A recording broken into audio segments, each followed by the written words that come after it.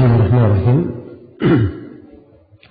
الحمد لله رب العالمين والصلاة والسلام على المبعوث رحمة للعالمين نبينا محمد وعلى آله وصحبه ومن تبعهم بإحسان إلى يوم الدين أما بعد.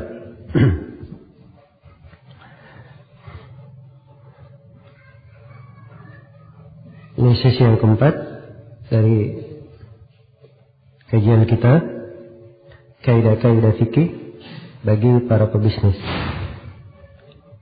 Kita telah menyelesaikan 10 kaidah pada pertemuan yang telah berlalu. Dan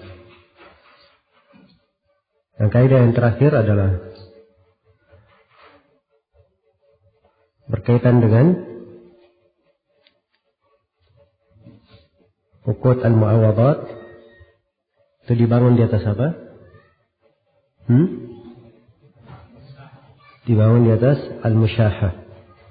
Dan uqud at-tabarru'at dibangun di atas al-musamahah. Baik. Kemudian kaidah yang ke-11.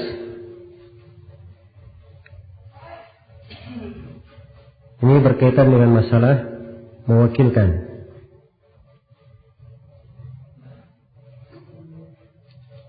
Iya.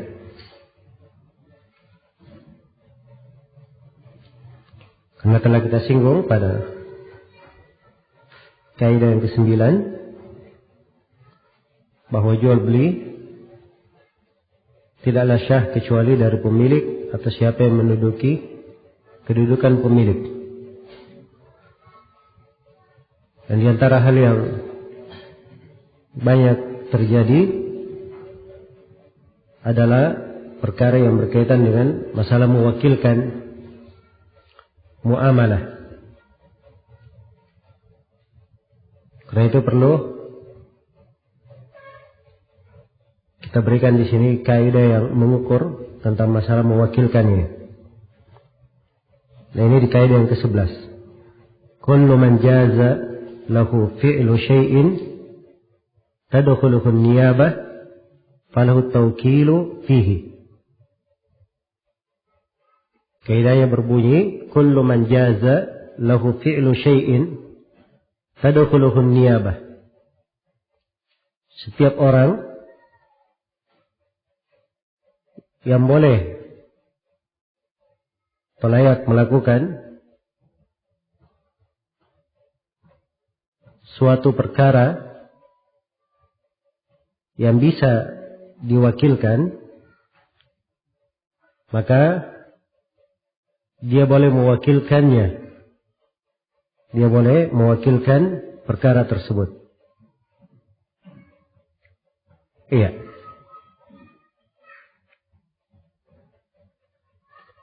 Mewakilkan ini sudah bahasa Indonesia ya. Sebab kata taukil sudah di Indonesia kan, artinya diserahkan. Apabila suatu diwakilkan kepada seorang, maka orang tersebut diberi hak untuk melaksanakan perkara itu. Dan mewakilkan itu adalah hal yang diperbolehkan. Ada pembolehannya di dalam Al-Quran. Ada pembolehannya di dalam hadits Rasulullah sallallahu alaihi wasallam. Dan ini termasuk perkara yang tidak ada silam pendapat di kalangan ulama. Iya. Di antara dalilnya dari Al-Qur'anul Karim adalah firman Allah Subhanahu wa taala tentang Nabi Yusuf alaihi salam. Qala ij'alni ala khazainil ard. Nabi Yusuf berkata, jadikanlah saya sebagai orang yang memegang khazainil ard. Perbendaharaan yang keluar dari bumi. Dia minta supaya diberi amanah di dalam hal tersebut. Diwakilkan di dalam hal tersebut. Ya, dan ini syariat. Orang sebelum kita, tetapi dalam syariat kita telah ada dalil yang membenarkannya dan membolehkannya. Di antara dalilnya adalah hadits Urwah al-Bariki yang telah kita sebutkan kemarin. Ketika Nabi Sallallahu Alaihi Wasallam mewakilkan kepadanya untuk membeli apa? Membeli kambing. Diberi 1 dinar untuk membeli seekor kambing. Tapi Urwah radhiyallahu anhu berhasil membeli 2 ekor kambing. Kemudian kambing yang satunya dia jual dengan harga 1 dinar pula. Kemudian kambing dan 1 dinar dia kembalikan kepada Nabi Sallallahu Alaihi Wasallam. Iya. Maka ini pewakilan. Dan juga di antara dalil yang menunjukkan bolehnya mewakilkan adalah hadits dalam riwayat Bukhari dan Muslim tentang kisah atau di pembahasan hudud. Nabi berkata, "Waqdu ya Unais ila imra'ati hadha fa in i'tarafat farjumha." Wahai Unais, pergilah kamu kepada istri orang ini. Kalau dia mengaku maka rajamlah dia. Jadi Nabi mewakilkan hukum rajam ini kepada siapa? Kepada Unais. Iya. Juga di antara dalil adalah hadits Abdullah ibn Abi Aufa, di mana beliau mendatangi Nabi Sallallahu Alaihi Wasallam menyerahkan zakat dari harta ayahnya. Kemudian Nabi mendoakan kebaikan untuk keluarga Ibnu Abi Aufa. Beliau berkata, Allahumma salli ala ali Abi Aufa. Ya Allah, berilah salawat terhadap keluarga Abu Aufa. Nah, juga Ali bin Abi Thalib dimaklumi di pembahasan kurban. Ya. Beliau mewakili Nabi Sallallahu Alaihi Wasallam menyembelih sejumlah apa? Dari hewan kurban Nabi Sallallahu Alaihi Wasallam. Demikian pula Abu Hurairah, beliau menjaga harta zakat. Iya.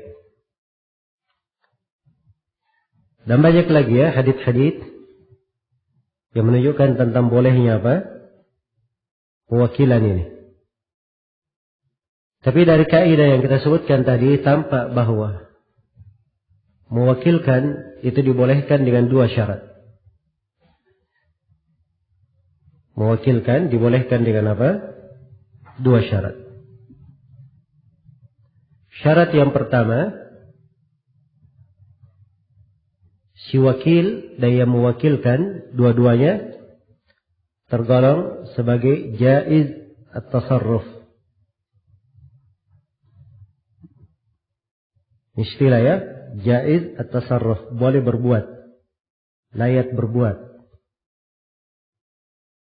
Dan kalau dikatakan jaiz at-tasarruf, dia boleh berbuat, itu artinya dia balik, waras, dan rasyid. Iya. Dia pandai menggunakan harta. Balik ya, keluar darinya anak kecil. Kalau anak kecil, tasarrufnya tidak dianggap. Karena itu kalau anak kecil melakukan transaksi jual beli tidak dianggap. Kecuali pada hal-hal yang sepele, dimaklumi anak kecil memahami, itu dimaafkan ya seperti itu. Seperti anak kecil ke toko beli permen. Ya, ini dipahami oleh anak kecil. Harga permen. Bahkan mungkin kalau penjualnya permennya harganya 100 rupiah, dinaikkan 500, anak kecilnya bisa menawar. Kalau mahal sekali, biasanya cuma 100. Ya. Sebab urusan permen, Itu adalah hal yang dia maklumi. Maka yang seperti ini tidak ada masalah. Tapi kalau anak kecil, akad jual beli rumah, ya, sewa menyewa, ini tidak diperbolehkan sebab dia masih belum balik. Syarat yang kedua, dia akil, waras. Adapun orang yang tidak waras tidak syah. Dia bertasarruf. Maka menjual, memberi, ya, dan semisal dengannya. Kemudian yang ketiga, dia rasyid. Sudah pandai menggunakan. Ya, sebab sebagian orang dia sudah balik. Waras, bukan tidak waras. Tapi tidak pandai menggunakan hartanya. Itu tidak rasyid namanya. Iya. Mungkin saja kalau ditawarkan kepadanya baju dengan harga 10 juta, dia beli juga bajunya. Sebab ini tidak rasyid menggunakan harta. Jadi jaiz tasarruf itu harus terpenuhi padanya 3 syarat itu tadi. Baru dikatakan dia layak, boleh untuk berbuat. Ini syarat yang pertama. Syarat yang kedua, hendaknya perkara yang diwakilkan kepadanya dari perkara yang memang memungkinkan adanya pewakilan. Iya. Ya, kalau perkara tersebut mungkin diwakilkan, tidak ada masalah. Tapi kalau perkara yang tidak mungkin diwakilkan, ini apa? Tidak diperbolehkan. Jelas ya? Seperti misalnya dihukum hudud. Seorang karena dia berbuat jinayah, dia wajib dikisos, dituntut untuk hukum mati. Tidak boleh dia katakan, sudah hukum mati ini saya wakilkan kepada si fulan saja. Boleh diwakilkan hukum mati kepada si fulan? Jawabannya ini tidak boleh, sebab ini amalan yang memang tidak syah pewakilan di dalamnya, terkait dengan dhimmah orang itu sendiri. Demikian pula sholat 5 waktu. Ya. Ada yang mengatakan boleh mewakilkan, oh saya lagi kurang sehat, ya fulan tolong wakilkan saya sholat berjamaah di masjid.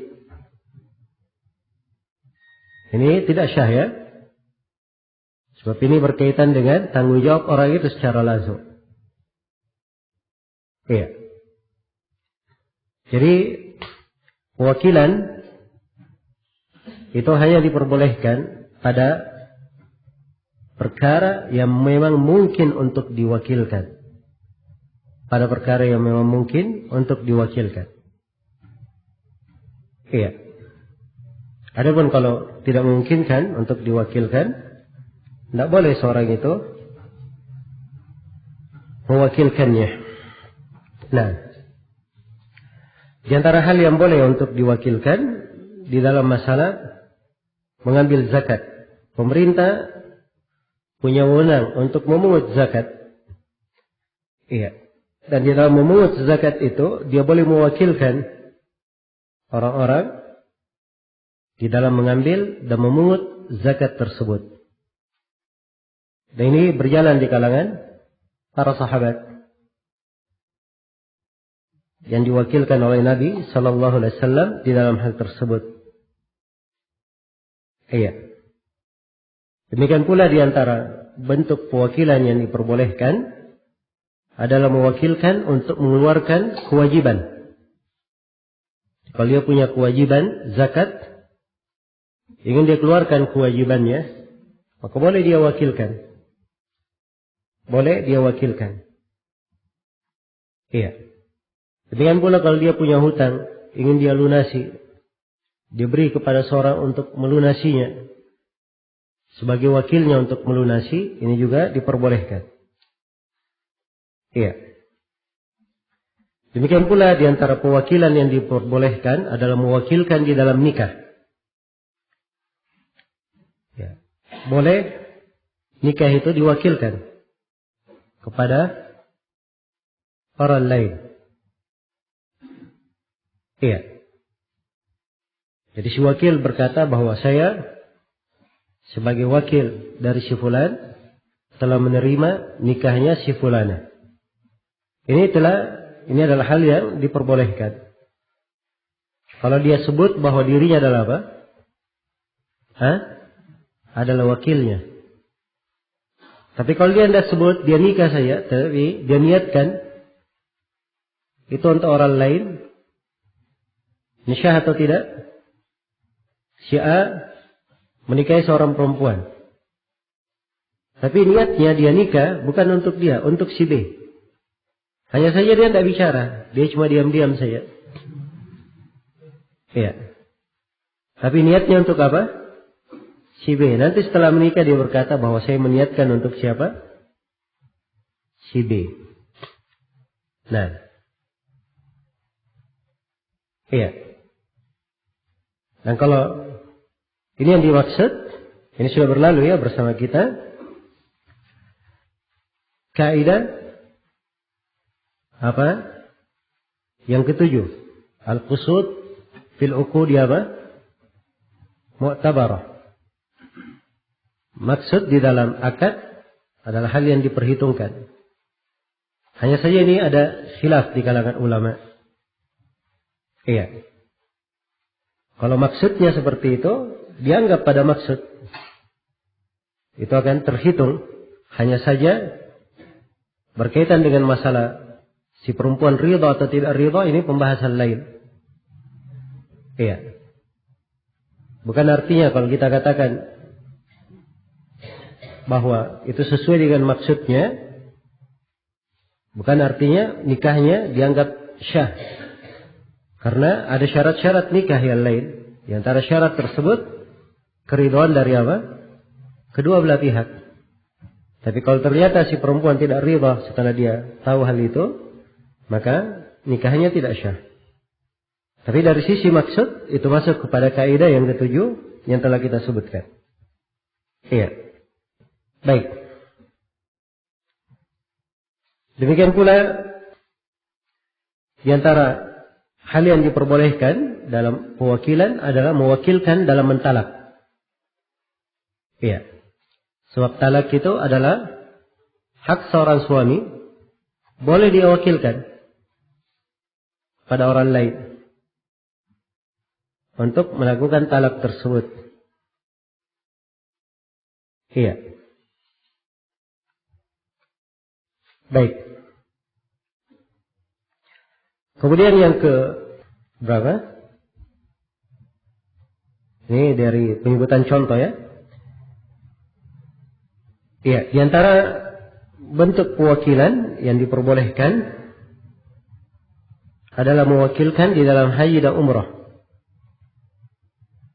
Iya, sebab ini telah ada nas dari Nabi sallallahu alaihi wasallam tentang kebolehannya dalam beberapa hadis. Boleh mewakilkan dalam haji dan umrah. Iya. Dan ini tentunya pada orang yang tidak mampu dari sisi badannya, dari sisi fisiknya. Namun dia mampu dari sisi harta. Maka boleh dia wakilkan orang lain untuk menghajikannya. Boleh dia wakilkan orang lain untuk menghajikannya. Iya. Demikian pula di antara hal yang diperbolehkan untuk diwakilkan adalah melempar jamarat. Melempar jamrah. Apabila ada orang yang haji, tapi di pelemparan jamrah dia tidak mampu, boleh dia wakilkan. Sebagaimana dalam hadits Jabir, riwayat Ahmad dan Ibnu Majah. Iya. Dan sudah berlalu tentang mewakilkan di dalam hudud.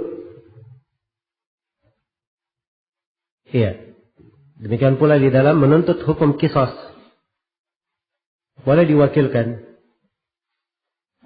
Harusnya pemilik hak qisas adalah A dan B. Tapi A dan B tidak sanggup melakukan qisas itu secara langsung. Maka diwakilkan kepada si C. Sebagai algojonya yang melakukan apa? Qisas. Ini boleh saja. Iya. Dan umumnya yang dilakukan ya. Ini umumnya yang dilakukan di negeri yang diterapkan hukum Islam di dalamnya. Itu diwakilkan pada orang yang biasa melakukannya dan terlatih di dalam menunaikan hukum qisas tersebut. Iya. Baik. Bagaimana kalau diwakilkan dalam masalah zihar?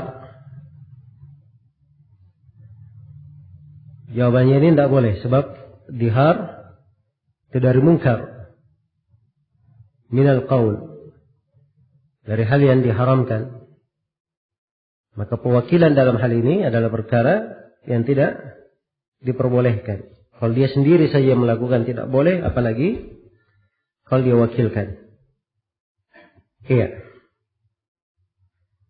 Baik, jadi ini beberapa contoh ya dari bentuk pewakilan. Ya.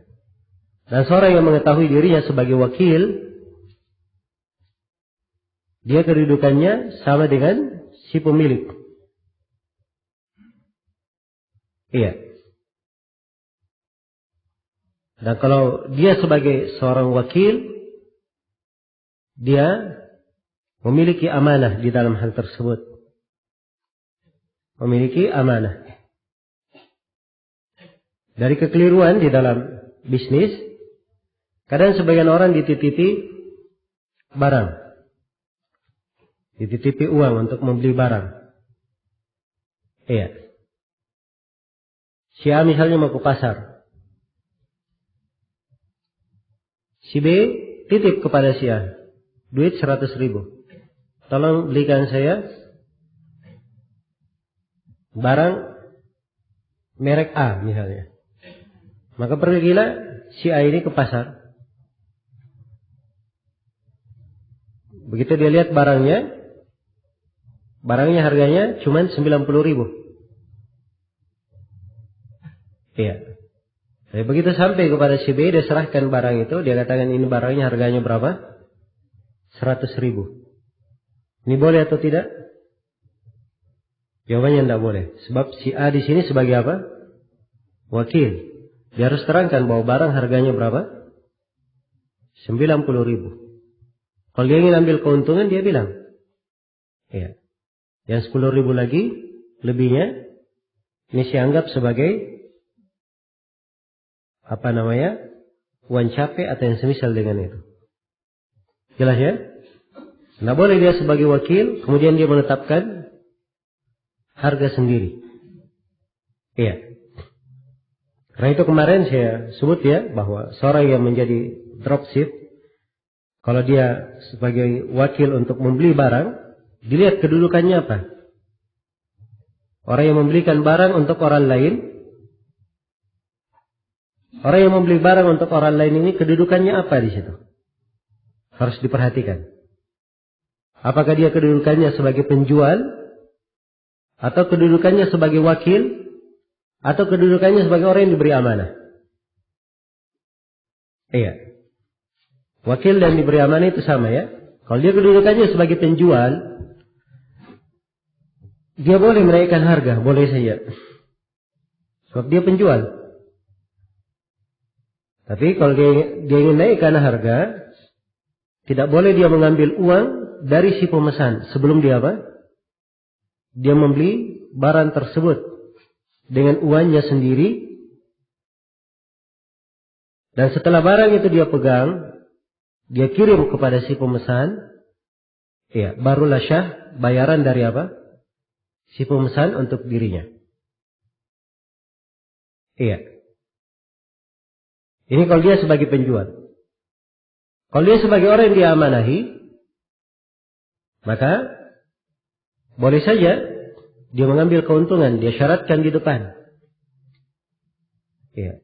Dia sebutkan saya mampu untuk membeli barang ini, mencari barang ini dan barang ini. Atau dia bikin iklan misalnya. Ya. Sebagai orang yang mampu mencari barang apa saja. Tapi dia tetapkan, dia mengambil keuntungan 5% atau 10% dari harga apa? Harga belanja misalnya. Nah, ini tidak ada masalah. Jelas ya? Wakil yang seperti ini tidak ada masalah. Tapi kalau dia ambil dari orang, ya dia pungut uang bayaran, barangnya belum ada. Setelah dia terima bayarannya, baru dia cari barang itu di pasar. Ini tidak diperbolehkan. Sebab ini dihitung ke dalam orang yang apa? Menjual sesuatu yang bukan miliknya. Menjual sesuatu yang bukan miliknya. Dan ini sudah kita bahas ya. Baik, selesai sudah kaidah yang ke berapa? Ke-11. Kemudian yang ke-12. Iya. Yang ke-12 ini sebenarnya dia dhabit ya. Dan mungkin di sebagian hal yang saya sebutkan tadi di kaidah-kaidah, ada yang mungkin disebut sebagai dhabit. Tapi tidak ada masalah, kita kadang menggunakan kata kaidah dengan ya makna lebih luas ya. Sebab kadang sebagian ulama bergampangan di dalam hal tersebut. Iya. Para ulama membedakan antara kaidah dan apa? Dhabit. Tahu banyak dari ulama membedakan. Mereka katakan bahwa kaidah itu berlaku di sebuah cabang pembahasan.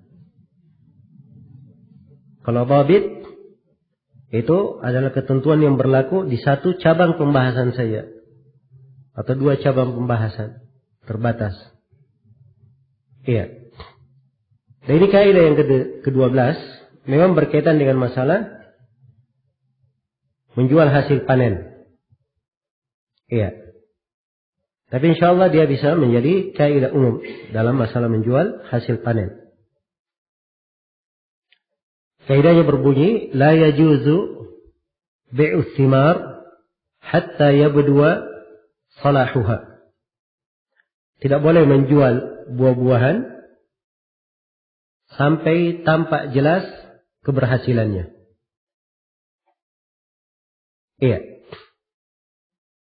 Ini kaidah diambil dari hadits. Ya, haditsnya dimaklumi dalam riwayat Bukhari dan Muslim. Dan selain Bukhari dan Muslim datang dalam banyak riwayat. Di antaranya hadits Ibnu Umar, naha an bai'i thimar hatta yabdu salahuha. Naha al-bai' wal mubta'.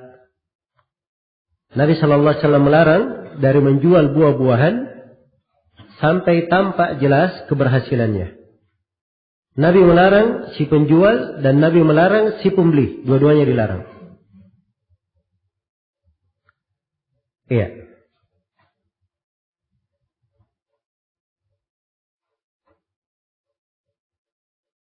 Dalam sebuah lafaz Nabi melarang naha an bai'in nakhl hatta tazhu.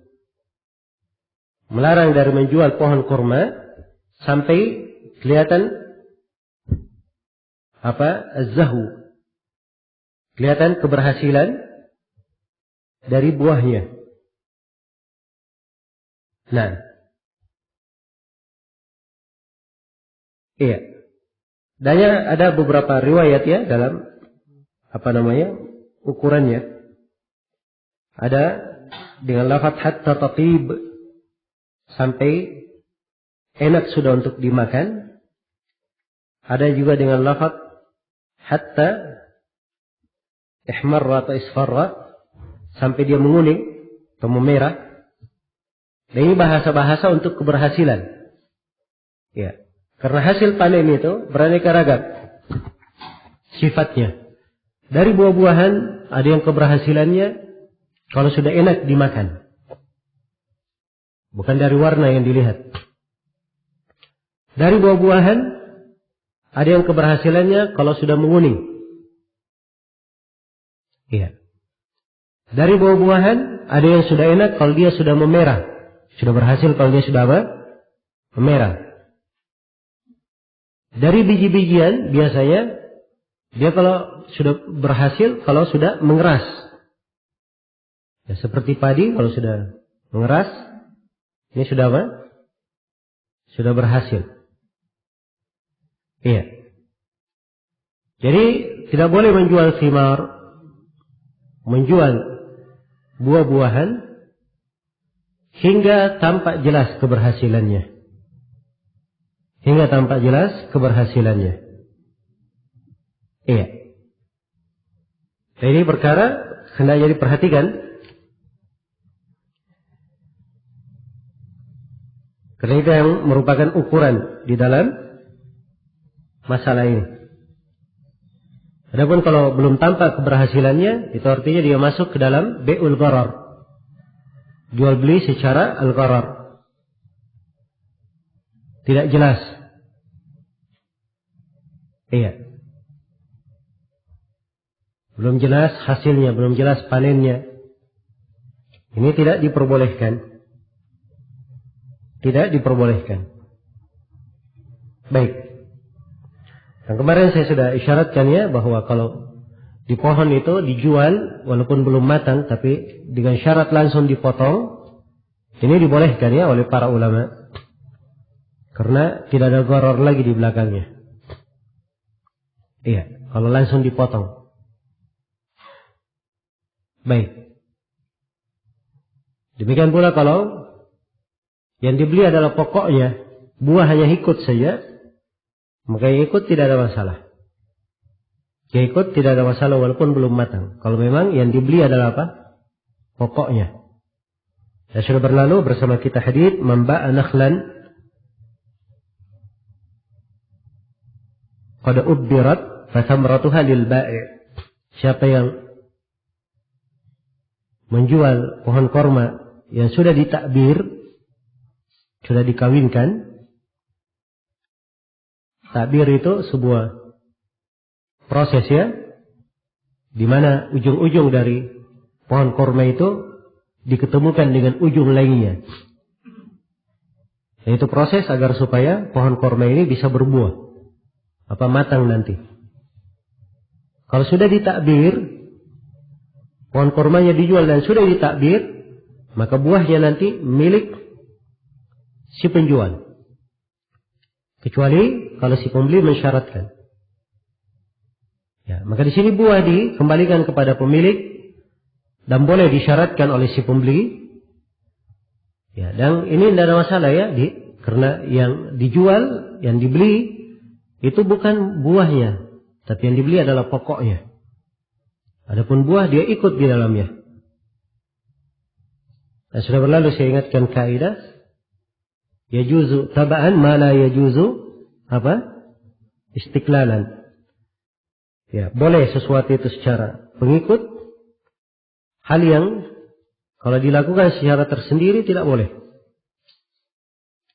Iya, dan ini kaidah umum ya, berlaku di banyak tempat. Berlaku di banyak tempat. Karena itu kalau orang dari Indonesia dia ke Masjid Nabawi, dia niatnya untuk ziarah ke kuburan Nabi, itu hukumnya haram. Kalau dia dari Indonesia niatnya untuk ziarah ke kuburan apa? Nabi. Karena ini dia menentang hadis, la tasuddur rihal illa ila thalathati masajid. Tidak boleh melakukan perjalanan ibadah kecuali pada 3 masjid. Ya. Masjidil Haram, Masjid Nabawi dan Masjid Al-Aqsa, 3 masjid. Karena itu siapa yang berziarah dengan niat ke kuburan Nabi, ini hukumnya adalah haram. Jelas ya? Tapi kalau dia ziarahnya dengan niat ke Masjid Nabawi, setelah tiba di Masjid Nabawi, dia berziarah ke kuburan Nabi, tidak ada masalah. Karena ziarah ke kuburan Nabi di sini hanya mengikut saja. Mengikut kepada ziarah kemana? Ke Masjid Nabawi. Ya. Jadi perhatikan ya, hukum berziarah ke kuburan Nabi berbeda. Yang pertama hukumnya haram, yang kedua hukumnya apa? Boleh. Kenapa? Sebab yang pertama kita katakan haram, itu karena dijadikan sebagai apa? Dasar pokok. Dia berangkat ke sana untuk itu saja. Dan yang kedua dibolehkan karena di situ berziarah hanya sekadar pengikut saja. Hanya sekadar pengikut. Iya. Maka ini kaidah ya, berlaku di banyak pembahasan. Berlaku di banyak pembahasan. Iya.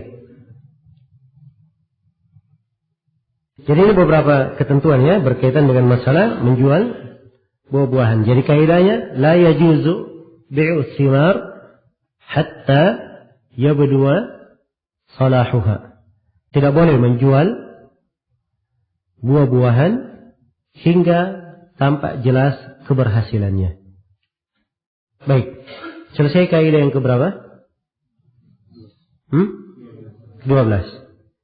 Kemudian kaidah yang ke-13. Nah ini kaidah di pembahasan riba. Iya. Yang kadang sebagian orang membahasakannya dengan tabit. Iya, tapi tidak ada masalah ya, karena pembahasan riba itu banyak bab. Banyak cabang pembahasan. Iya. Dan riba itu sendiri ada dua penggunaan. Ada penggunaan umum, ada penggunaan khusus. Iya. Karena itu kemarin seorang pegawai yang menerima hadiah dianggap sebagai riba. Ini penggunaan umum. Hukum riba dengan makna apa? Makna umum. Adapun penggunaan kata riba dengan makna khusus, ini di dalam hal-hal yang akan kita sebutkan di kaidah ini. Baik. Kaidah yang ke-13. Idza bi'a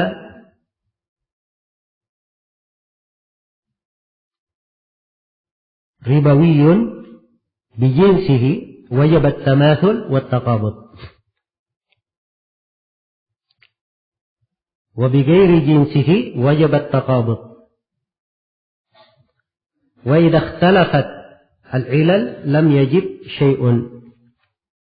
Ini agak panjang kaidahnya karena ada 3 hal di sini. Saya ulangi. Idza bi'a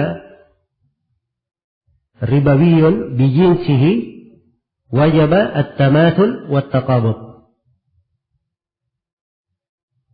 Apabila barang ribawi dijual atau diganti dengan barang ribawi sejenis dengannya,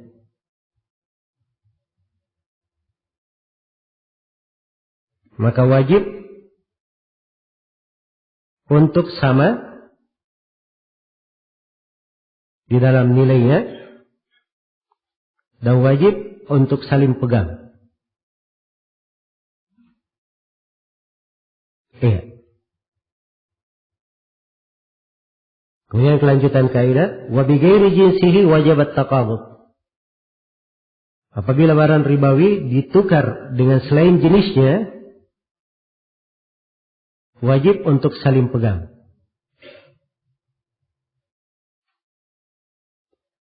Kemudian kelanjutannya lagi, wa idza ikhtalafatil 'ilal, dan kalau sebab-sebab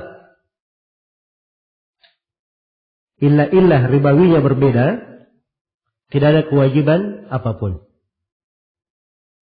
Jadi global kaidah ini, ya, untuk memahaminya seorang harus mengerti sejumlah perkara.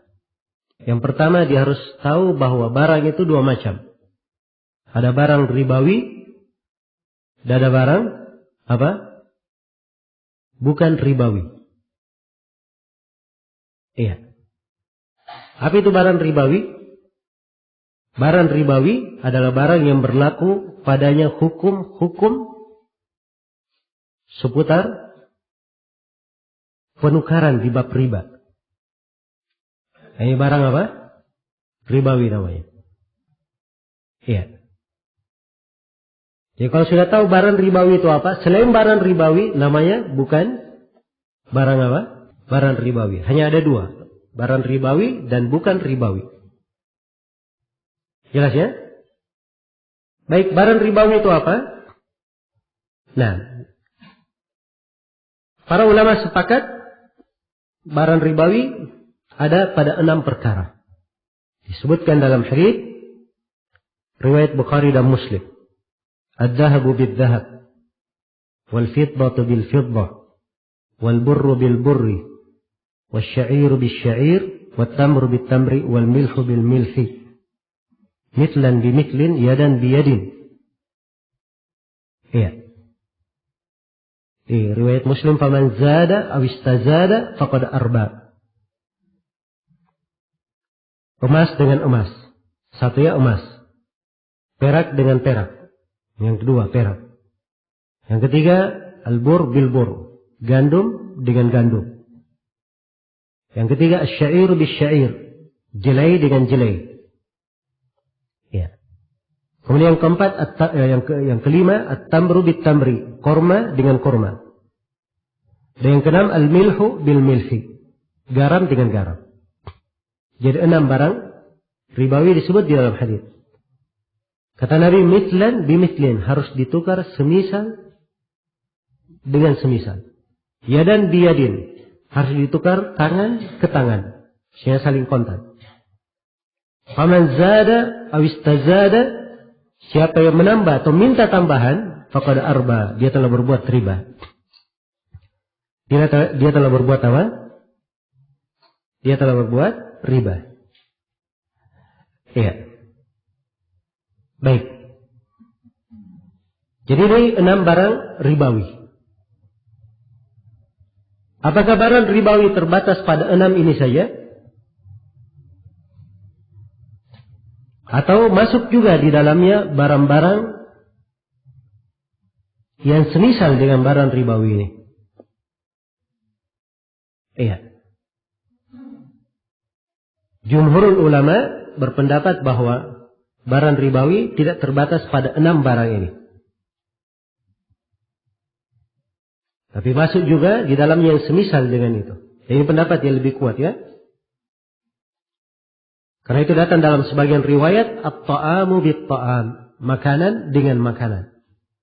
Ada lafaz makanan, dan kata makanan lebih apa? Lebih umum. Kata makanan lebih umum. Iya. Baik.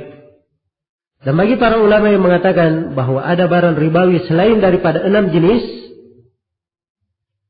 mereka berbeda pendapat tentang bagaimana mengukur barang itu sebagai barang apa? Barang ribawi. Iya. Jelas ya? Apa ilahnya? Yang menjadi titik ukurnya bahwa ini adalah barang ribawi. Ini ada silang pendapat di kalangan ulama. Ya panjang ya pembahasan dalam hal ini. Tapi saya simpulkan saja yang difatwakan oleh kebanyakan ulama kita di masa ini. 6 jenis barang ribawi ini dibagi 2. Ada emas dan perak. Ini satu bagian. Dan 4 jenis yang lainnya di bagian yang lain. Albur, syair, korma dan apa? Garam. Ini ilahnya lain. Adapun emas dan perak, ilahnya adalah as-samaniyah atau mutlaqus samaniyah. Ilahnya adalah karena dia memiliki harga, memiliki nilai tukar. Ya boleh sebagai alat bayar. Jelas ya? Ini ilahnya untuk emas dan perak. Iya. Kemudian yang kedua, jadi ini penting ya untuk dipahami sebab kita akan masuk ya di banyak pembahasan di masa kini. Kita akan bahas nanti ya insyaallah taala berkaitan dengan mata uang yang dipakai berlaku di dalamnya hukum riba atau tidak. Berkaitan dengan obligasi. Iya. Apakah berlaku padanya hukum riba atau tidak? Berkaitan dengan cek. Apakah berlaku di dalamnya hukum riba? Atau berkaitan dengan surat promi misalnya. Surat yang menunjukkan kesanggupan bayar. Apakah berlaku di dalamnya hukum riba atau tidak? Iya. Ini semuanya dibangun di atas pembahasan ini. Ya, kalau dia memiliki nilai tukar, harga maka itu dihitung sebagai barang apa? Barang ribawi. Dihitung sebagai barang ribawi. Baik. Jadi ini kaidah perlu diperhatikan. Nah, kita akan sebutkan nanti ya di cabang-cabang pembahasannya, di pembahasan yang akan datang insyaallah. Ya, tidak boleh seorang itu menukar duit 100.000 kertas, dia tukar dengan uang 1.000 yang jumlahnya hanya 90.000 saja. Yang masyhur di angkot di sini, ya PT-PT, ya 1.000, kalau ditukar uang kecil dapat berapa? 900. Iya. Ini sudah berbeda. Jelas ya? Kalau dihitung sebagai barang ribawi, maka tidak boleh ada ketidaksamaan seperti itu. Harus sama di dalam penukaran. Nah, walaupun ada silang pendapat ya, bagi orang yang membedakan antara logam dan kertasnya. Sebagaimana yang kita akan bahas nanti. Iya. Tapi umumnya para ulama, mereka tidak bedakan antara logam dan kertas. Disamakan.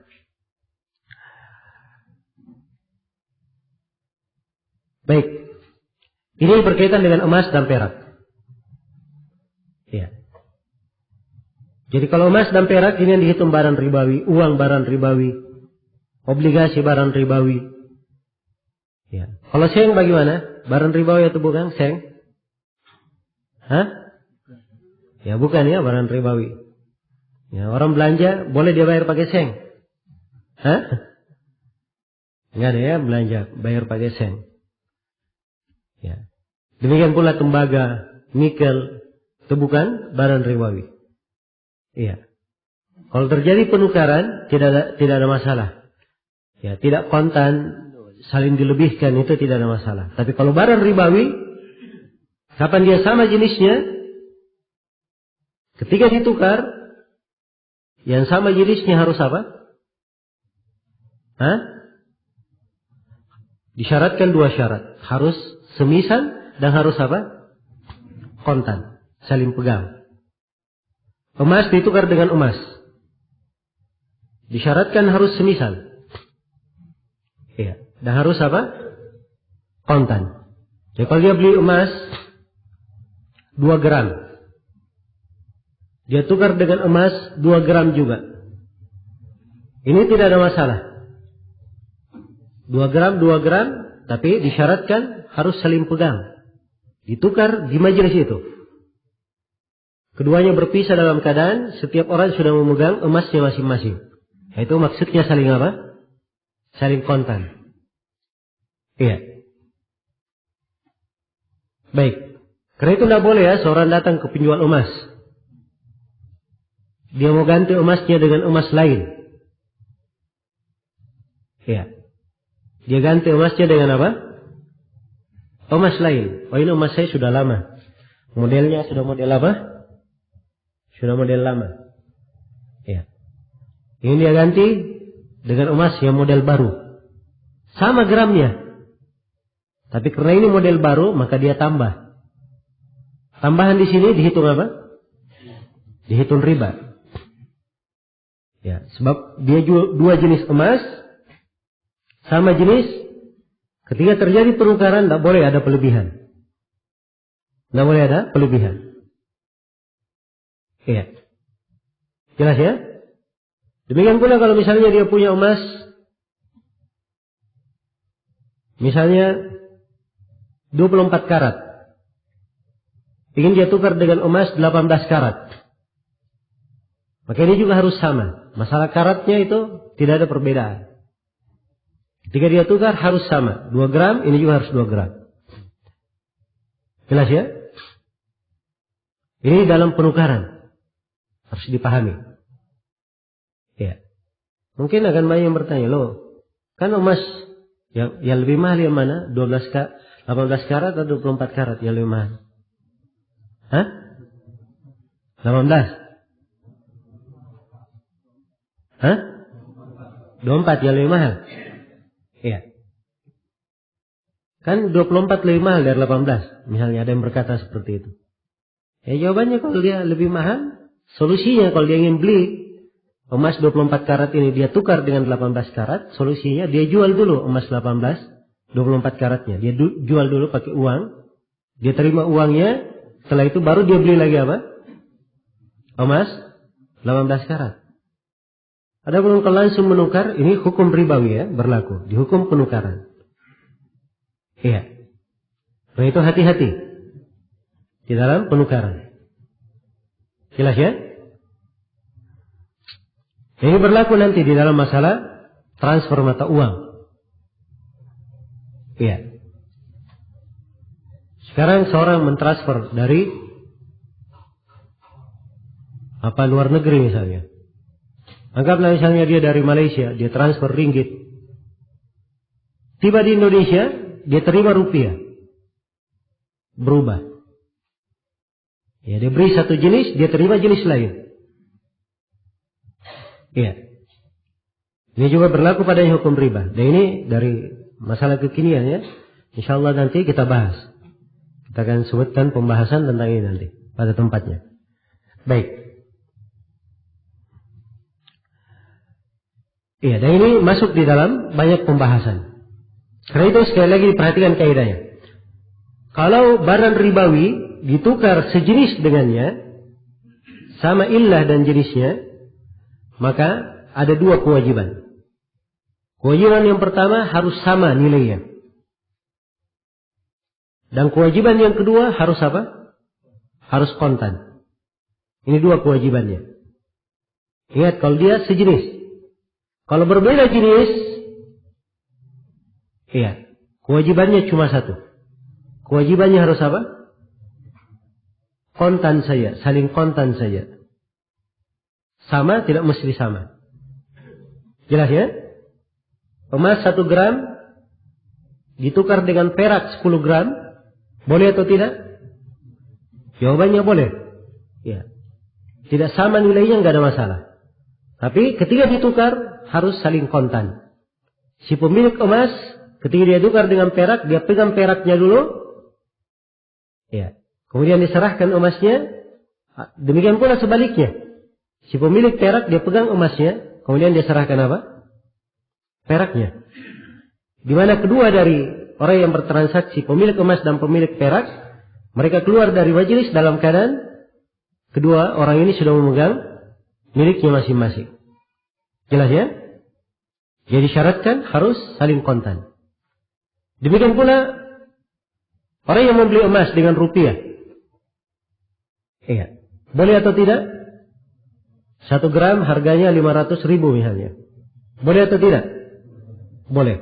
Tapi disyaratkan ketika dia beli emas harus apa? Harus kontan. Ya, karena itu dari kekeliruan umum yang banyak terjadi di penjual emas. Ya. Dan belakangan ini ada arisan emas. Ini dari hal yang tidak diperbolehkan. Sebab emas itu kalau dibuat arisan itu tidak kontan namanya. Iya. Emas kalau dicicilkan itu tidak kontan namanya. Dan ini sudah masuk ke dalam hukum apa? Hukum riba. Tidak diperbolehkan. Karena itu harus dia bayar kontan. Iya. Demikian pula seorang misalnya datang ke tempat penukaran. Iya. Penukaran mata uang. Dia ingin beli mata uang asing. Iya. Anggaplah misalnya dia beli mata uang dinar. Dia beli 1.000 dinar. Dia sudah bayar dinar Kuwait. Dia sudah bayar. Iya. Tapi dinarnya belum ada. Belum dimiliki. Atau belum dihadirkan oleh pihak penjual. Dia katakan besok dinarnya baru saya berikan. Hanya dikasih nota apa? Nota terima saya. Iya. Yang seperti ini tidak diperbolehkan. Dia harus terima apa? Dinarnya. Iya. Jadi kalau dia ingin tukar, dia tukar besok.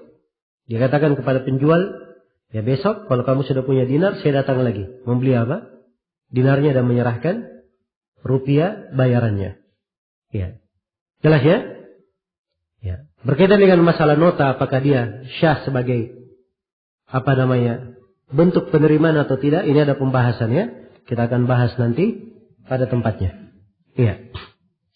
Tapi secara umum, begitu cara seseorang untuk apa? Untuk melakukan transaksi. Iya. Melakukan transaksi di dalam penukaran ini. Nah. Iya. Demikian pula di antara kekeliruan umum, ya seorang datang ke toko misalnya. Dia ke toko. Dia punya uang 100.000. Pengen duit kecil. Ingin tukaran. Lebih kecil lagi. Dia ke toko. Dia katakan ini uang saya 100.000. Saya ingin tukar 10.000, 10.000, 10. Kata pemilik toko, saya tidak punya kecuali 10.000 5. Dia kasih 5. Nanti 50.000-nya besok. Ini boleh atau tidak? Hah? Ini tidak boleh ya. Sebab ini penukaran apa? Dua barang ribawi sama jenisnya. Ya. Memang betul dia akan lunasi besok, tapi ini tidak saling kontan. Berarti ini dihitung apa? Hah? Perbuatan riba. Ya. Mungkin ada yang bertanya, loh kalau begitu berat Ustaz, bagaimana caranya? Ya. Kita perlu bayar PT. Hah? Perlu bayar angkot. Ya. Maka caranya, kalau ingin keluar dari riba, ya katakan aja, ya, pinjamkan kepada saya apa? 50.000. Itu yang 10.000 itu saya pinjam. Ya, dan saya simpan uang saya 100.000 ini sebagai jaminannya. Di sini akadnya bukan akad apa? Akad penukaran. Ya, tapi itu adalah akad pinjaman. Jelas ya? Dan ini bukan hilah kepada riba.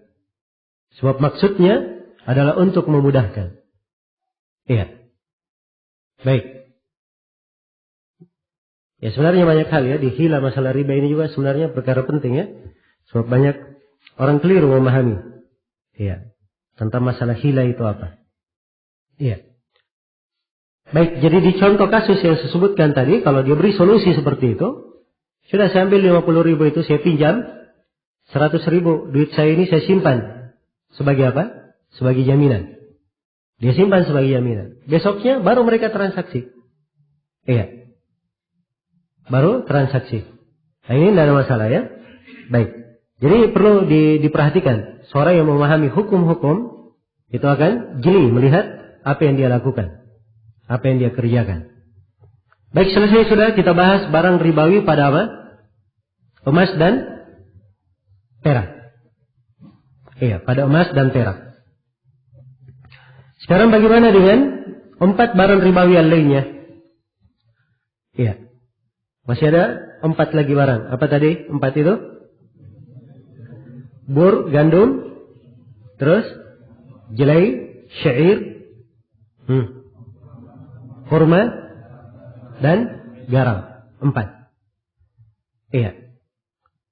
4 ini ukuran barang ribawi.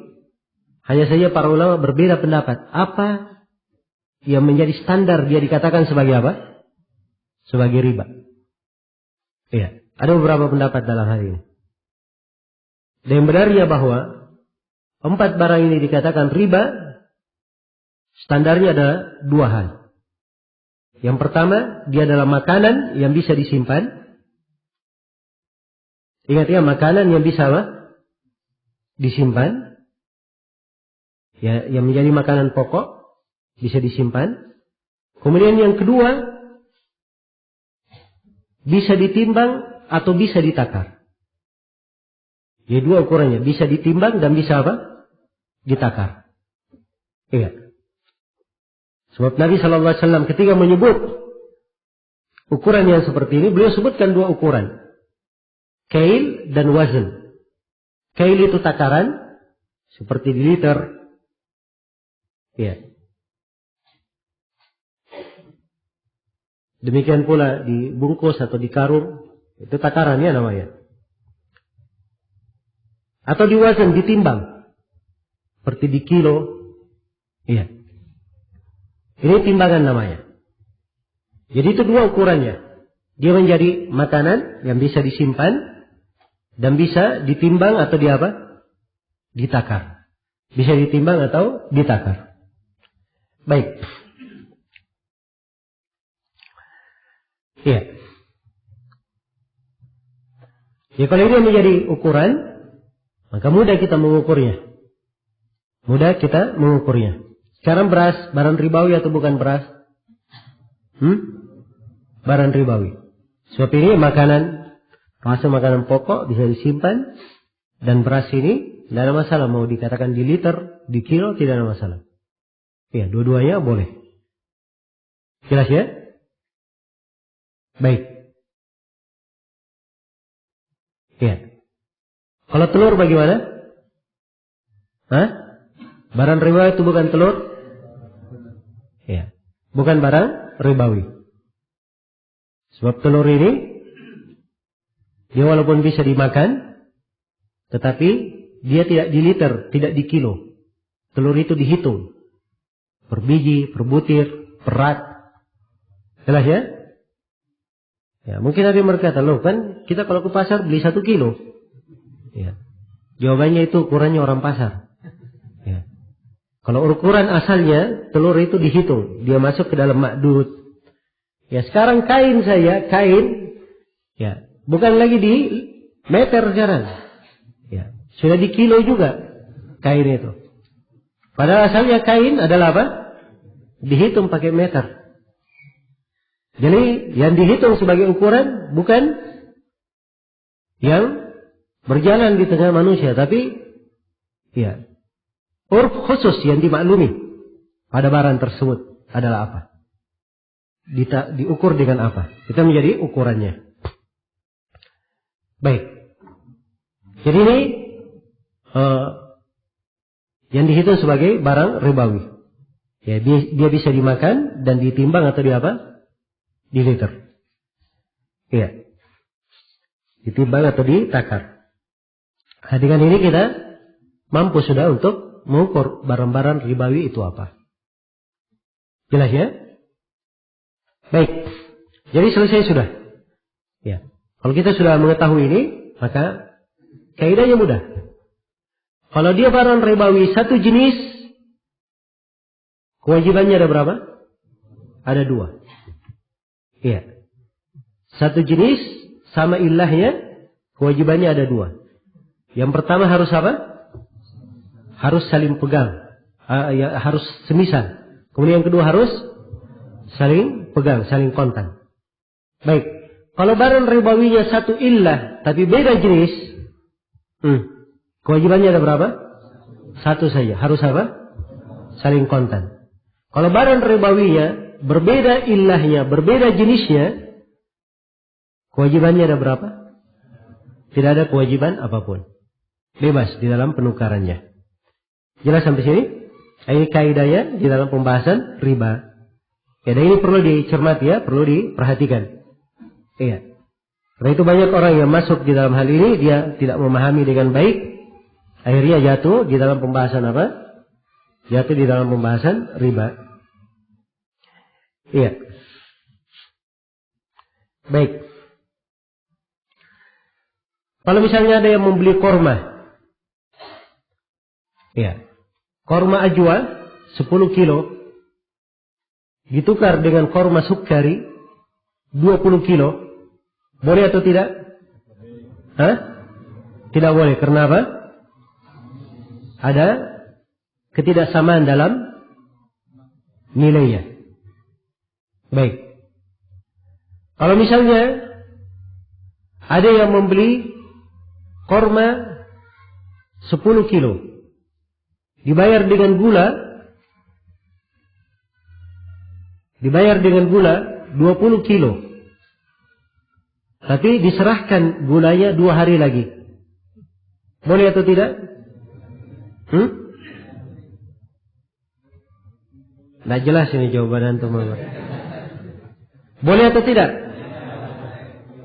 Ada yang bilang boleh, ada yang tidak boleh. Sekarang gula ini barang ribawi atau bukan? Barang ribawi gula ya. Iya. Dimakan dan dia apa? Ditimbang. Ya, bisa juga di liter, terserah, gula itu kayaknya bebas saja. Iya. Baik, dia barang ribawi. Gulanya diterima 2 hari lagi. Ini artinya apa? Tidak kontan. Berarti dia masuk ke mana? Pembahasan riba. Masuk di pembahasan riba. Baik. Contoh lain. Ada gandum 100 kilo. Ditukar dengan emas 10 gram. Emasnya diterima 2 hari lagi. Ya, boleh atau tidak? Hah? Boleh atau tidak? Ya, ada silang pendapat di kalangan ulama. Ya, jawabannya boleh saja. Ya. Ini emas dan gandum ilahnya sama atau tidak? Tidak sama. Iya. Jenisnya sama atau tidak? Tidak sama. Kalau berbeda jenis dan ilah, ada syarat atau tidak? Tidak ada syarat sama sekali. Boleh dia mau cash, mau dicicil, tidak ada masalah. Jelas ya? Baik, diperhatikan penerapannya. Itu contoh-contoh ya untuk memperjelas. Iya. Baik. Kalau misalnya kayu bayam 10 kubik ditukar dengan kayu bawang 20 kubik. Boleh atau tidak? Boleh. Kenapa? Ya, kayu bukan barang ribawi. Ya. Baik. Jadi demikian ya cara mengukurnya. Ya. Jadi hal-hal yang bukan barang ribawi tidak ada masalah. 1 telur ayam kampung ditukar dengan 3 telur ayam ras, boleh atau tidak? Boleh saja. Ini bukan barang apa? Bukan barang ribawi. Iya. 1 baju. Iya. 1 baju. Apa ya jenis-jenis baju? Ya. Kita kasih ukuran jubah saja ya. 1 jubah asil misalnya, merek Saudi Arabia. Ya, ditukar dengan 3 jubah ya. Merek Indonesia. Ya. Boleh atau tidak? Boleh saja. Sebab baju bukan apa? Barang ribawi. Ya, jadi demikian ya cara mengukurnya. Ya, dan ini kaidah penting sekali dan kaidah bermanfaat. Ya, apabila dipahami dengan baik, insyaallah taala akan menyingkap banyak hal yang berkaitan dengan masalah riba. Ya. Baik. Ya, sebenarnya contoh lain. Ya. Daging kambing 10 kilo. Ditukar dengan daging sapi 12 kilo. Tapi daging sapinya diterima 2 hari lagi. Boleh atau tidak? Hah? Boleh atau tidak? Hah? Ya, jawabannya tidak boleh. Karena daging dia dihitung ke dalam apa? Barang ribawi. Ya. Iya atau tidak? Barang ribawi daging atau tidak? Dimakan? Iya. Di kilo? Iya kan? Ditimbang. Kalau gitu barang ribawi. Jelas ya? Jadi perhatikan ya, kalimat-kalimat barang nggak mungkin saya sebutkan semua. Nanti saya ingat dulu semua apa yang ada di pasar baru kita. Ya, itu sudah menjadi kaidah ya. Jadi ini kaidah dalam mengukur. Baik. Ini selesai sudah, saya anggap selesai ya pembahasan kaidah yang keberapa ini? Kaidah keberapa tadi? Ke-13 ya. Ya. Berikutnya kaidah yang ke-14. kullu qardin jarra naf'an fahuwa riba. Kaidah cabang. Setiap pinjaman yang menghasilkan manfaat itu adalah apa? Adalah riba. Iya. Ini penggunaan riba dengan makna umum. Iya. Setiap pinjaman yang menghasilkan riba, maka itu dihitung sebagai apa? Setiap pinjaman yang menghasilkan manfaat, maka itu dihitung sebagai apa? Sebagai riba. Iya. Ini kaidah dari teksnya ada hadits tentang itu. Tapi haditsnya dari seluruh riwayatnya ada kelemahan. Dari sisi riwayat hadits. Tapi makna haditsnya adalah makna yang sahih. Makna yang benar. Iya. Adalah makna yang benar. Karena didukung oleh hadits-hadits yang datang dari Nabi Sallallahu Alaihi Wasallam yang menjelaskan tentang pembahasan riba. Iya.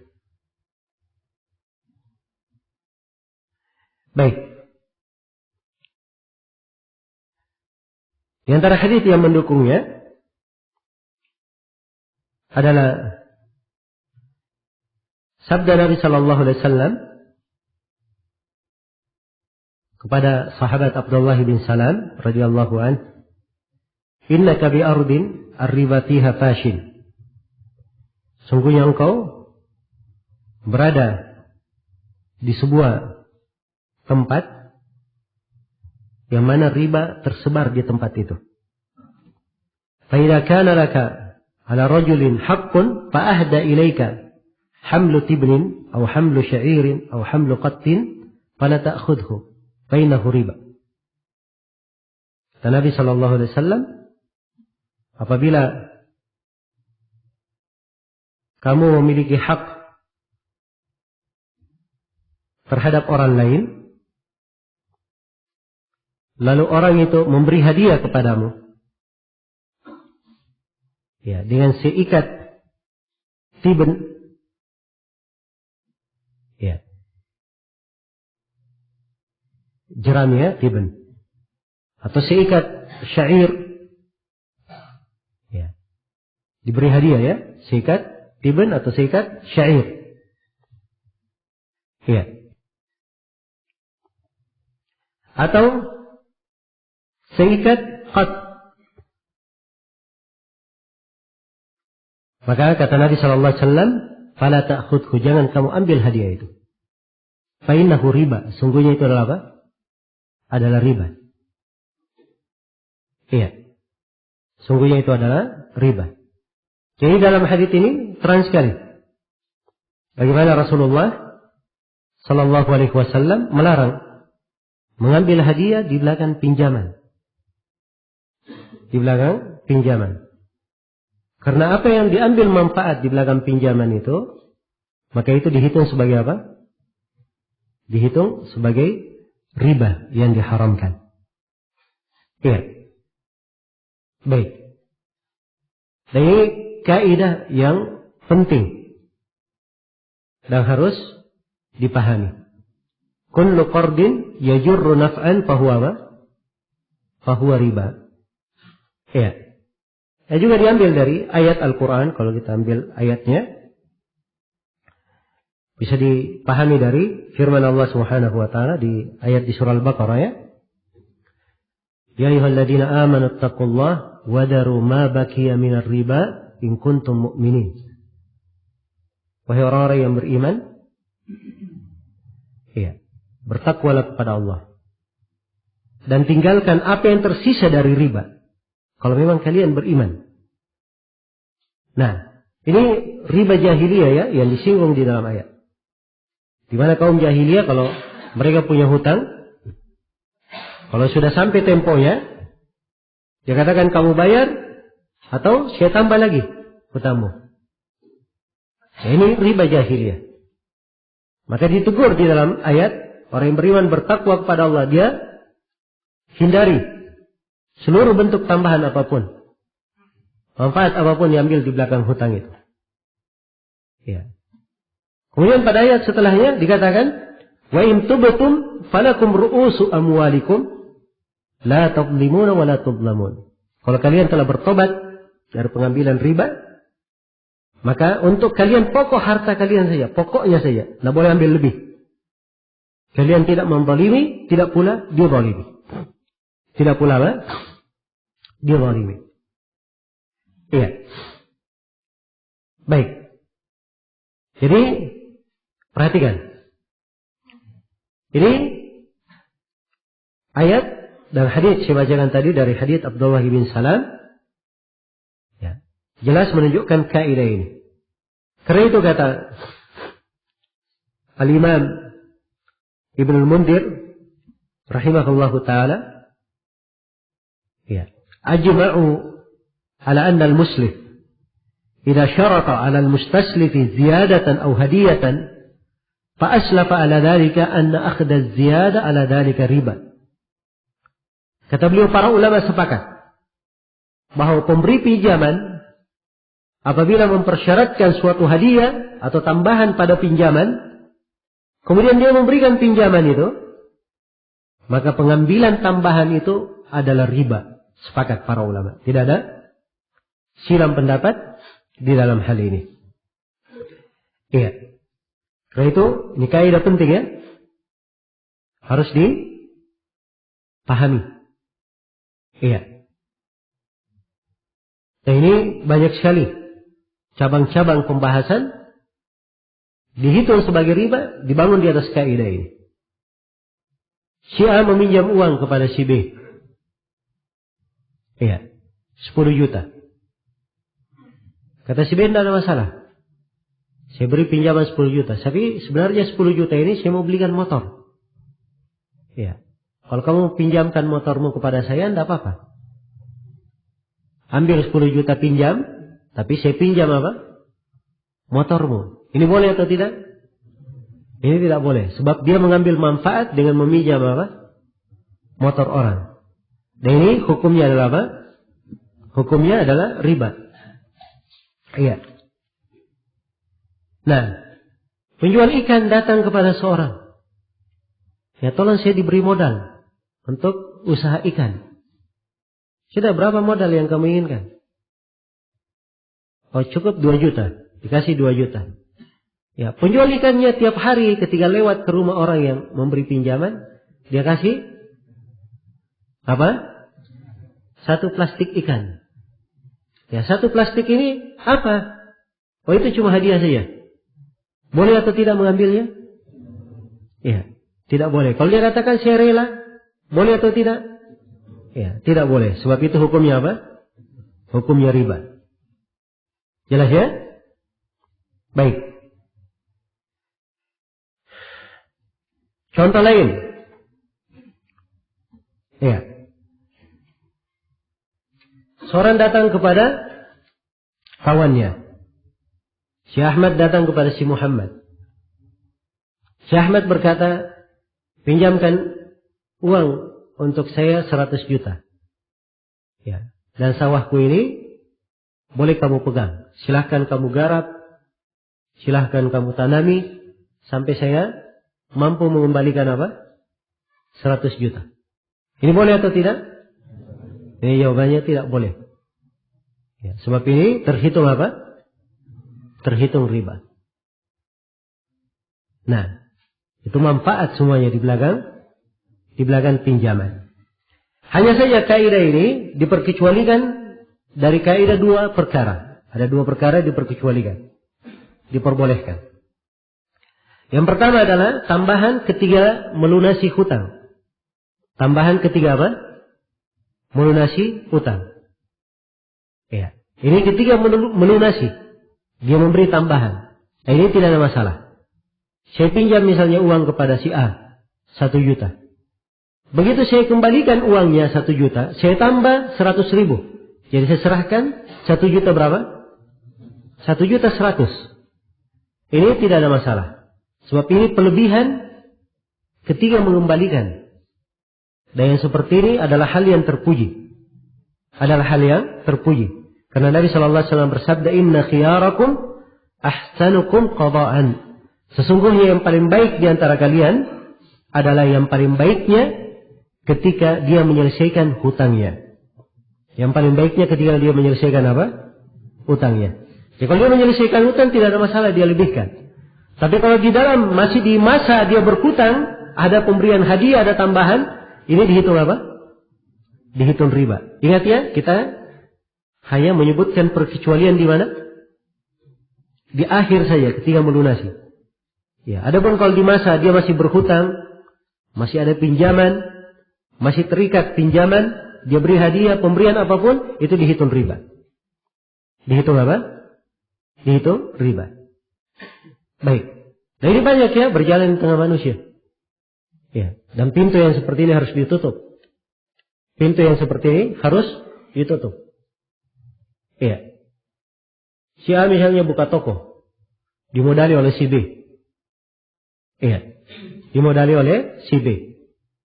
Si B kalau belanja ke toko si A, nah itu pasti ada lebihnya. Dilebihkan. Beli gula 1 kilo dikasih 2 kilo. Ya, beli beras 1 karung dikasih tambahan 10 liter. Ya. Ini tambahan semuanya tidak boleh diambil. Sepanjang apa? Hutang itu masih ada pada si B. Iya. Demikian. Jadi ini yang pertama ya. Yang diperkecualikan ya. Dalam masalah tambahan itu hanya tambahan ketika apa? Melunasi hutang saja. Kemudian yang kedua yang diperkecualikan adalah permasalahan suftajah yang sudah kita sebutkan dan kita singgung kemarin. Ya. Ini pembahasan suftajah, pembahasan ma'ruf ya di kalangan ahli fikih. Itu seorang memberi pinjaman kepada orang lain, kemudian si peminjam menulis surat kepada wakilnya di negeri si pemberi pinjaman agar wakilnya melunasi hutang tersebut. Iya. Boleh dia menulis surat, boleh juga dia janji melunasi di negeri itu. Nah, ini suftajah. Jelas ya? Perhatikan. Sini kemanfaatan ketika dipetik. Ya. Si A berjumpa dengan si B. Ya, si Ahmad ketemu dengan si Muhammad di Malaysia. Ya. Kebetulan si Muhammad ini dia punya uang ringgit banyak. Maka si Ahmad pinjam 10.000 ringgit dari apa? Si Muhammad. Ya. Maka si Muhammad berkata tidak ada masalah, tapi dengan syarat saya dilunasi di mana? Dilunasi di Indonesia. Dia tidak mau dilunasi di Malaysia. Ya, sebab dia kalau 10.000, ya ada beban lagi. Beban dia bawa pulang ke Indonesia. Ya, belum lagi masalah kirimnya. Ya, belum lagi dia hilang mungkin di jalan kalau dia bawa sendiri. Ya, tapi kalau dia lunasi di Indonesia, dia dapat manfaat. Itu tadi hilang sudah. Ini sekarang ada manfaatnya. Bolehkah dia lunasi di Indonesia? Ini pembahasan suftajah namanya. Dan ini silam pendapat ya di kalangan para ulama. Ya, dan yang benarnya bahwa ini adalah hal yang diperbolehkan. Hal yang diperbolehkan. Sebab kemanfaatan di sini bukan terkait dengan salah seorang saja, tapi dua-duanya mengambil apa? Dua-duanya mengambil manfaat. Dan telah syah dari sejumlah sahabat, mereka membenarkan bentuk dari muamalah ini. Karena itu, yang benarnya bahwa suftajah ini diperbolehkan. Jadi ini dua hal yang diperkecualikan. Dua hal yang diperkecualikan dari kaidah. Kullu qardin jarra naf'an fahuwa apa? Fahuwa riba. Diperkecualikan dua pembahasan ini. Baik, selesai sudah. Berkaitan dengan kaidah yang keberapa sekarang? Yang ke-14. Kemudian berikutnya kaidah yang ke-15. Iya. Kaidah yang ke-15 ini berkaitan dengan masalah salam. Iya. Berkaitan dengan masalah salam. Atau kita biarkan aja dulu ini pembahasan salam. Mungkin saya bahas nanti di pembahasan istisna, pembahasan taurid dari masalah-masalah kekinian. Kita akan bahas pada tempatnya ya. Ini kaidah, jadi kaidah ke-15 kita ganti ya. Kaidah yang ke-15 berkaitan dengan masalah riba. Masih ada hubungannya dengan masalah riba. Al-jahlu bit-tasawi kal-ilmi bit-tafadul illa fil araya. Itu bunyi kaidah yang ke-15. Al-jahlu bit-tasawi kal-ilmi bit-tafadul illa fil araya. Jahil tidak mengetahui akan kesamaan, hukumnya sama dengan orang yang mengetahui adanya pelebihan. Kecuali di pembahasan araya. Kecuali di pembahasan apa? Araya. Iya. Baik, ini salah satu kaidah di pembahasan riba. Iya. Salah satu kaidah di pembahasan riba. Riba di dalam al-buyu, di dalam jual beli itu ada dua macam. Ada riba nasi'ah dan ada riba apa? Riba al-fadl. Ada riba nasi'ah dan ada riba al-fadl. Riba nasi'ah itu artinya riba karena dia mengundur. Karena dia apa? Mengundur. Ya, karena itu kalau emas dia tukar dengan emas, 10 gram emas ditukar dengan 10 gram emas, 10 gramnya diambil besok, ini riba apa namanya? Riba nasi'ah. Tapi kalau 10 gram emas ditukar dengan 20 gram emas, ini dihitung riba apa? Ini dihitung riba al-fadl. Riba di dalam melebihkan. Jelas ya? Jadi ini dua jenis riba. Ya. Baik. Jadi di dalam bab yang sudah berlalu, kita harus mengetahui bahwa ketika terjadi penukaran dua barang ribawi, harus diketahui ya, bahwa dua barang ribawi ini sama dari sisi nilainya. Dari sisi nilainya harus sama.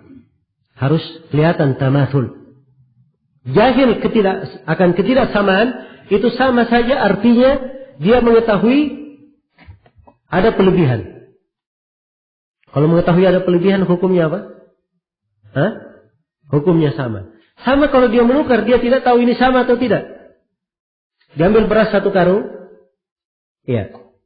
Beras kepala 1 karung. Kemudian beras apa? Apa nama beras yang lain? Ya, beras dolok 1 karung. 2 ya? Ya. Cuma ada 2 karung. Dia nggak tahu berapa kilo ini dua karung ini. Ketidaktahuannya berapa kilo antara 2 karung ini. Yang penting 1 karung. Ini dihitung apa? Dihitung riba. Dihitung riba. Sama saja kalau dia tahu bahwa 1 karung ini, 1 karung kepala ini isinya 15 kilo, 1 karung doloknya 20 kilo. Itu sama hukumnya. Sebab kalau dia tukar, itu hukumnya apa?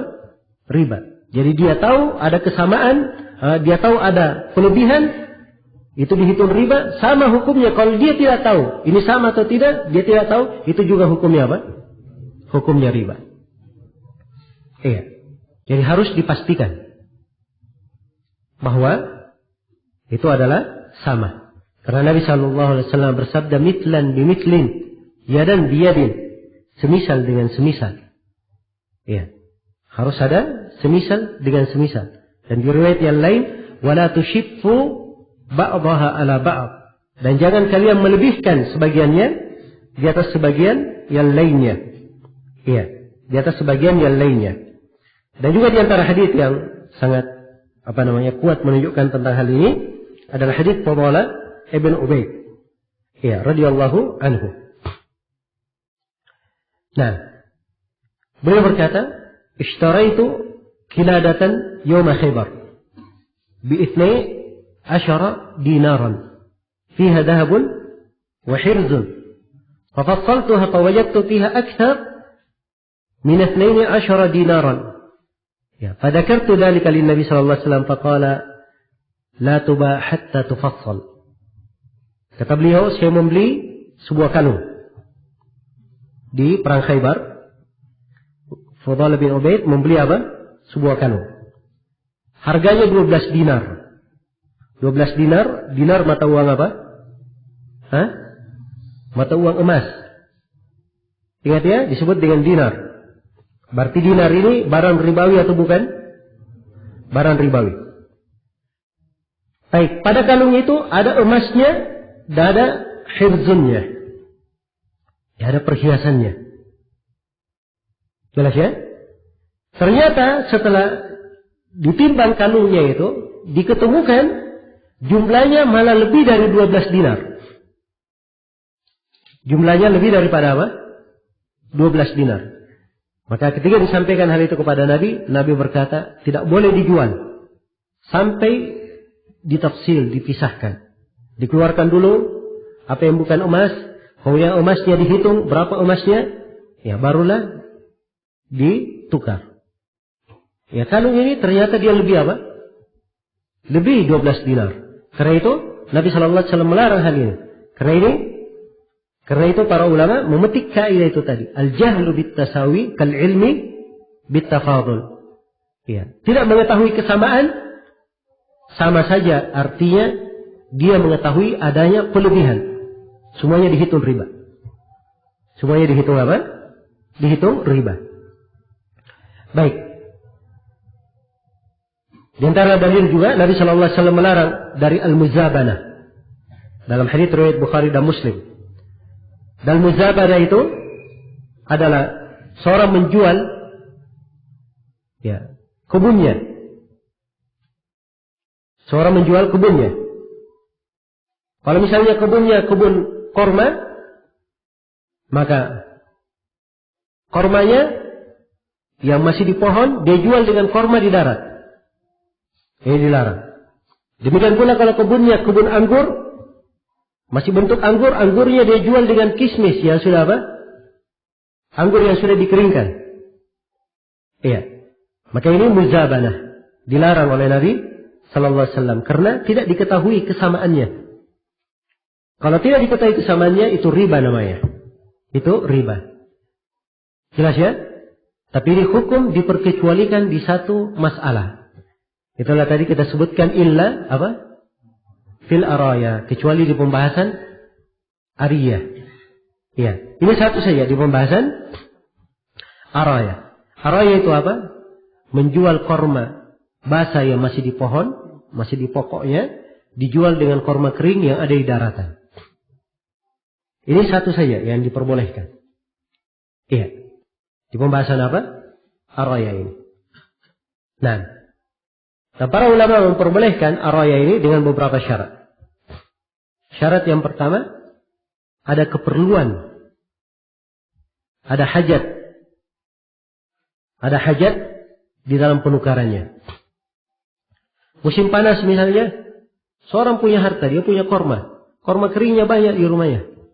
Cuma namanya musim panas, dia makan korma kering, ini tidak membantunya di musim panas. Berat baginya. Dia perlu makan dari korma apa? Korma basah yang masih berada di pohon. Ya. Dan tentunya ketika korma basah masih ada di pohon, ditukar dengan korma yang ada di darat, ini sudah tidak diketahui lagi kesamaannya. Tapi diizinkan oleh Nabi kalau apa? Kalau ada keperluan, ini yang pertama. Ada hajat. Dan hajat itu bahasa yang dimaksudkan adalah keperluan yang sangat mendesak. Ya. Akan apa? Akan keberatan dia kalau dia tidak lakukan hajatnya.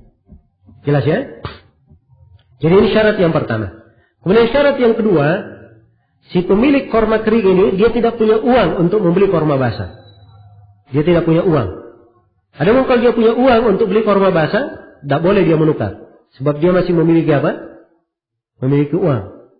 Ini syarat yang kedua. Ya. Kemudian syarat yang ketiga, disyaratkan penukarannya tidak boleh lebih dari 5 wasak. Iya, tidak boleh lebih dari apa? 5 wasak. Ini syarat yang ke berapa? Yang ketiga. Kemudian syarat yang keempat, hendaknya penukarannya tersebut dengan cara ditaksir. Dengan cara dihars. Iya. Dan ini memang ada ahli-ahli taksir ya. Ya, ada ahli taksir. Korma dia hanya lihat di pohon. Ya, dia lihat berapa pokok, berapa ranting. Ya, dari situ dia bisa taksir. Ini senilai dengan sekian keranjang korma di darat. Ini ahli taksir. Jadi cara menghitungnya dengan cara apa? Ditaksir. Sebab ini cara yang paling dekat. Cara yang paling dekat untuk apa? Untuk mencocokkannya. Baik. Dan menghitung dengan cara taksir ini adalah hal yang dimaklumi ya. Adalah hal yang dimaklumi. Iya. Dan ini di banyak ahli taksir itu macam-macam. Ada ahli taksir korma, ada ahli taksir apa? Mangga. Lihat aja penjual mangga itu ya. Dia cuma lewat-lewat saja. Dia lihat pohon mangga. Ya di sini sudah tahu mangga ini ya berapa banyak buahnya. Ya. Jadi ketika dia tawar, ya, dia sudah memberi harga yang cocok untuk dirinya. Sebab dia tahu apa? Ya, dia tahu bahwa ini taksirannya akan sekian. Baik. Kemudian syarat yang kelima disyaratkan bahwa penukaran itu langsung kontan di majelis. Langsung selesai di majelis itu. Ini 5 syarat dari araya. Kalau terpenuhi 5 syarat, araya diperbolehkan. Araya diperbolehkan. Iya. Jelas ya? Baik. Jadi ini kaidah sekali lagi, al-jahlu bit-tasawi kal-ilmi bit-tafadul illa fil araya. Tidak mengetahui kesamaan sama halnya dengan mengetahui adanya pelebihan. Sama halnya dihitung sebagai riba ketika mengetahui adanya pelebihan. Kecuali di pembahasan apa? Di pembahasan araya. Baik, selesai sudah kaidah yang ke berapa ini? Yang ke-15. Ya, sudah 15 kaidah. Insyaallah taala setelah duhur nanti kita akan sambung pembahasan. Mungkin saya akan ringkas ya kaidah-kaidahnya. Hingga salat duhur nanti insyaallah, setelah salat duhur langsung ya. Saya akan sambung dengan beberapa kaidah. Kita selesaikan kaidah-kaidahnya. Dan pada asar serta sesi pada maghrib insyaallah taala saya akan menyinggung beberapa pembahasan ya, dan mungkin saya akan khususkan dengan beberapa pembahasan kekinian ya sebagai penerapan dari kaidah-kaidah yang telah kita bahas. Baik, untuk sementara saya cukupkan sampai sini. Subhanakallahumma wa bihamdik, asyhadu an la ilaha illa anta, astaghfiruka wa atubu ilaik, walhamdulillahirabbil alamin.